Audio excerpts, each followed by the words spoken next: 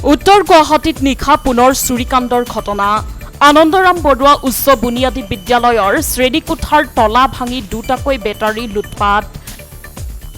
স্থানীয় লোকৰ উপস্থিতিৰ উমান পাই চোৰৰ পলায়ন আৰু প্ৰত্যক্ষদৰ্শীৰ ভাষ্যৰ ভিত্তিত উত্তৰ গুৱাহাটী আৰক্ষী থানাত এজাহাৰ দাখিল।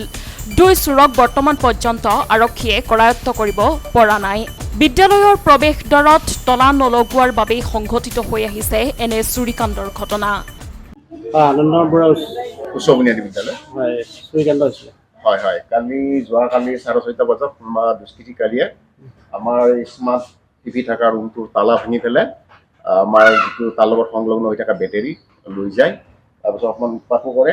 তাৰপিছত আমি পুলিচ প্ৰশাসনক খবৰ দিওঁ, তেওঁলোকে আহি সোধা পোছা কৰে। কৰাৰ পাছত তেওঁলোকক আমি এখন এজাহাৰ দিওঁ যে দোষীক কৰায়ত্ব কৰি যাতে উপযুক্ত যাতে শাস্তি দিয়ে, সেইটোৰ কাৰণে তেওঁলোকক আমি এফআইআৰৰ জৰিয়তে তেওঁলোকক আমি আবেদন জনাওঁ।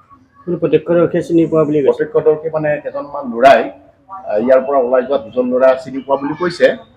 এতিয়া সেই হিচাপে পুলিচকো সেই হিচাপে কোৱা গৈছে, তেওঁলোকে অনুসন্ধান কৰি কিবা এটা কৰিম বুলি কৈছে। আৰু কি কয়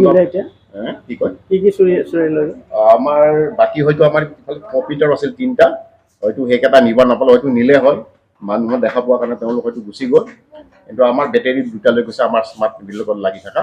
সেইটো আমাৰ কিবাকে মানে কম্পিউটাৰ কেইটা ৰৈ গৈছে। হয়তো গম পালে হয়তো সেয়াও লৈ গ'ল হয়, যদি হয়তো দেখা নাপালে হয়। কিবা ভাগ্যক্ৰমে আমাৰ কম্পিউটাৰ কেইটা ৰৈ গৈছে। ব্যুৰো ৰিপৰ্ট, সংবাদ লহৰ। অসমবাসী তথা ডিমৰীয়াবাসীৰ বাবে সুখবৰ।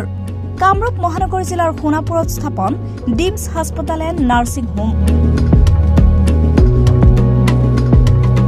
উপলব্ধ বিভাগসমূহ: general medicine, gynaecology, general and laparoscopic surgery, orthopaedic surgery, paediatrics and neonatology, palliative medicine, pain clinic, dermatology, ENT, urology. দুৰ্ঘটনা আৰু জৰুৰীকালীন সেৱাৰ বাবে 24 ঘণ্টাই উপলব্ধ ডিমছ হাস্পতাল এণ্ড নাৰ্ছিং হোম। অত্যাধুনিক সা সুবিধাৰে পৰিপূৰ্ণ ডিমছ হাস্পতাল এণ্ড নাৰ্ছিং হোমত উপলব্ধ digital X ray, 24 hours pathology, ECG, PAC clinic, 24 hours RMO doctors.